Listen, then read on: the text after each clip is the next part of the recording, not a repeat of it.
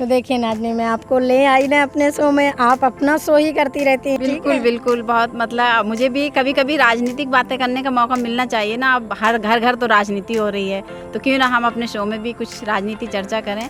और बस हंसने रुलाने का, रूढ़िवादी बातों को लेके तो मैं आती ही रहती हूँ, हमेशा सबको दिखती हूँ। आपका भी बहुत बहुत धन्यवाद। और साथ ही जो हमारे साथी जुड़े हुए हैं, हमारा शो देख रहे हैं, तो अंत तक हमारे पूरे शो को देखें।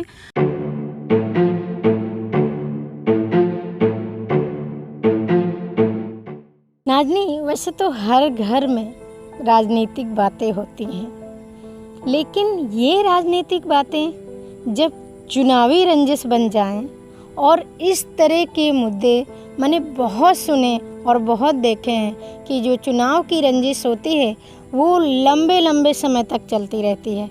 क्या आपने ऐसे मुद्दे देखे और सुने हैं? बिल्कुल, ऐसा ही एक मुद्दा अभी हाल में 18 अगस्त का है, जो हरदोई ज़िले का हरपालपुर थाना है, उसके अंतर्गत एक गांव है। तो वहाँ पे जो काफ़ी खूनी रंजिश हुई, पथराव हुए, पुलिस फोर्स आज भी लगी हुई। तो ये रंजिश जो चुनावी थी, लेकिन ये सिर्फ चुनाव तक सीमित नहीं थी, ये एक जाति का भी बहुत बड़ा बोलबाला रहा है। अच्छा, तो क्या हुआ था उसमें? जब हमने ये सोशल मीडिया में ख़बर देखी और हमें लगा कि हम भी जाएं वहाँ पे रिपोर्टिंग करें, और जब हम उस गांव में उस जगह पे पहुँचे, जब 3 किलोमीटर जो मेन रोड था, वहाँ से 3 किलोमीटर की दूरी पे वो गांव था। हम रिक्शे वालों को रोक रहे, ऑटो वालों को रोक रहे थे, कोई वहाँ उस गांव में जाने को तैयार नहीं था। ओहो, हाँ, शायद क्योंकि अगर मैंने भी सुना और देखा और आपने जैसे कवरेज किया, वो मैंने भी आपसे पता चला कि जिस तरह का वहाँ पर माहौल है, पत्थरबाजी हुई है, गाली गलौज हुआ है, लड़ाई झगड़े हुए हैं, इतना जब इस तरह का माहौल बनता है तो वो तो है भाई, कोई भी उस गांव नहीं जाना चाहेगा। जैसे आपका वो रिक्शे वाली की बात कर रहे हैं कि वही नहीं जाने के लिए तैयार था। और फिर हमें बड़ी मुश्किल से एक रिक्शा मिला, उसने भी हमें पूरे गांव तक नहीं छोड़ा, थोड़ी दूरी पे छोड़ा, और उसने हमें नंबर दिया कि आप दोबारा वापस आएंगे तो हम आपको आके ले लेंगे। लेकिन फिर हम बाद में फ़ोन करते रहे वापसी में, तो वो हमें लेने नहीं आया। बोला आप दूसरे गांव तक, जो थोड़ा दूर था, उससे आगे गांव था, वहाँ तक आइए, फिर मैं वहाँ से ले लूँगा।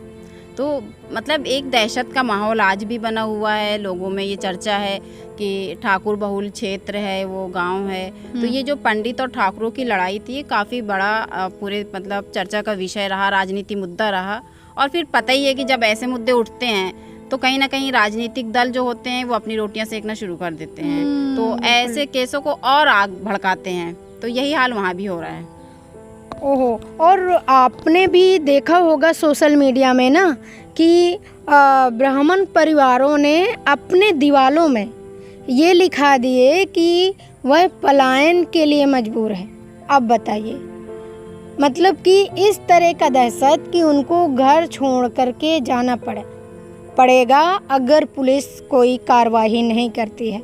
लेकिन नाज़नीन, आपको लगता नहीं है कि इस तरह की जो चीज़ें होती हैं वो बहुत ज़्यादा वायरल करने के लिए या फिर ये जताने के लिए कि ये जो जाति का वर्चस्व है यहाँ पे, क्योंकि यहाँ पर ठाकुर और ब्राह्मण जाति की बात हो रही है, वही दोनों परिवार हैं जो आपस में लड़ रहे हैं। यहाँ पर कोई ऐसी पार्टी की बात नहीं आ रही है, क्योंकि अगर जो देखा जाता है, अक्सर ये कहा जाता है कि जो ऐसी जातियां हैं, जो ठाकुर हैं, ब्राह्मण हैं, वो जो बीजेपी पार्टी है उसी को ज़्यादा सपोर्ट करते हैं, उसी पे रहते हैं। खैर, इस समय थोड़ा माहौल अब उस तरह का नहीं रह गया है, लोग अपने चॉइस के आधार से पार्टियों में सपोर्ट करते हैं, वोट देते हैं। लेकिन एक बड़ा सवाल है उनके लिए जिन लोगों ने ये स्थिति पैदा की, उन लोगों के लिए वो क्या संदेश देना चाहते हैं, क्या कहना चाहते हैं, और ये क्या बताना चाहते हैं। प्रधानी के काम को छोड़ करके आप इस तरह की दहशत पैदा कर रहे हैं। या हम फिर पूछना चाहते हैं सरकार से, चुनाव आयोग से, कि क्या ऐसे लोगों को मौका मिलना चाहिए जो चुनाव जीत करके आए हैं और अपना काम छोड़ करके इस तरह की चीज़ों में लग गए हैं, जबकि उन्हें जो काम दिया गया जिसके लिए वो जीत के आए हैं उस पर काम करना चाहिए।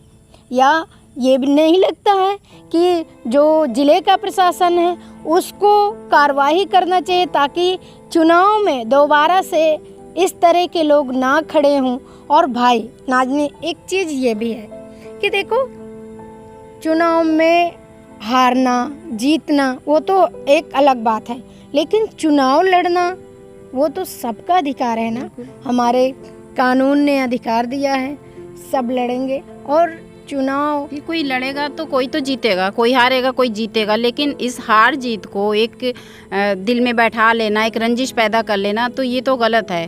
तो इस पे भी चुनाव आयोग को बहुत सोचने की ज़रूरत है कि अगर कोई बार बार जीत रहा है तो उन जैसे लोगों को फिर मौका न दिया जाए, नए लोगों को मौका दिया जाए। तो अगर चुनाव आयोग इस चीज़ पे ध्यान दे तो शायद ये रंजिशें जो पैदा होती वो ना हों। बिल्कुल, अगर आप देखेंगे तो इस तरह के मुद्दे बार बार होते रहते हैं और जब चुनाव आता है तब तो होता ही होता है ना नाज़नीन। बिल्कुल। और ये मतलब ज़्यादातर प्रधानी के चुनाव जो होते हैं वो ज़्यादा गहरी दुश्मनी पैदा करते हैं।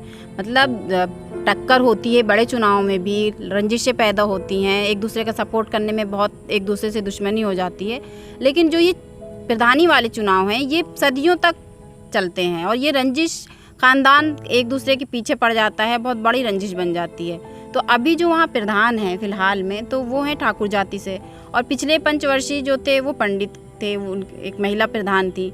अब इस प्रधानी में भी उनके जो महिला प्रधान रही हैं उनके बेटे खड़े हुए और इधर ठाकुर खड़े हुए।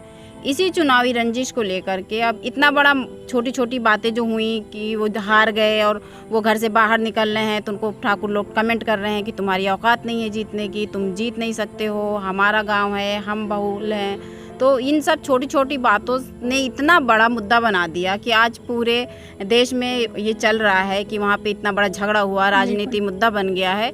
अभी भी पुलिस वहाँ मौजूद है, पीएससी मौजूद है, और मतलब पुलिस की मौजूदगी में भी लोग इतने अभी डरे हुए हैं, ख़तरे में हैं कि लोग दिखाई नहीं दे रहे हैं वहाँ पे। हाँ, और हमने सुना और आपकी जो रिपोर्ट हमें बताती है कि वहाँ पर 22 लोगों को पुलिस ने नामजद किया हुआ है, 40 लोगों को अज्ञात में लिख लिया है।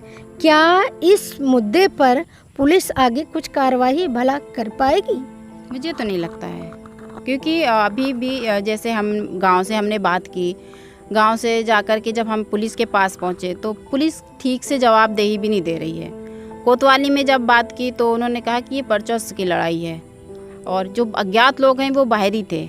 गांव के ठाकुर पंडित तो सिर्फ 11 घर हैं वहाँ पे, ठाकुर का काफ़ी मतलब उनके काफ़ी घर हैं, काफ़ी परिवार हैं। तो ये तो वर्चस्व की लड़ाई बताई है। अब पुलिस इसमें क्या कार्रवाई किस तरह से करेगी आगे, इसको चुनाव आयोग इसमें कोई कदम उठाएगा, ये तो अब बात की बात है। और ऐसे मुद्दों को देख करके बार बार उन मुद्दों की पुनरावृत्ति होती है। फिर से अभी एक केस और आया है शायद ललितपुर में इस तरह का केस। तो इन सब को ध्यान में रखते हुए पुलिस को, प्रशासन को, सरकार को, निर्वाचन आयोग को ज़रूर से ज़रूर कार्रवाई करना चाहिए। हमारा अगर ये शो आपको पसंद आया है, इसकी चर्चा पसंद आई है, या आप चाहते हैं कि ऐसे आपके पास कोई मुद्दे हैं जिस पर राजनीतिक चर्चा हो सकती है, तो हमें कमेंट बॉक्स में लिख करके ज़रूर भेजिए। साथ ही अगर आप हमारा एक्सक्लूसिव कंटेंट देखना चाहते हैं तो थैंक्स बटन पर क्लिक करके हमारे चैनल का सपोर्ट करें, हमारी कम्युनिटी के सदस्य बने। तो अभी के लिए बस इतना ही। अगली बारी मैं फिर आऊँगी किसी नए साथी और नए मुद्दे के साथ। तब तक के लिए नमस्कार। खबर लहरिया, आपकी खबर आपकी भाषा।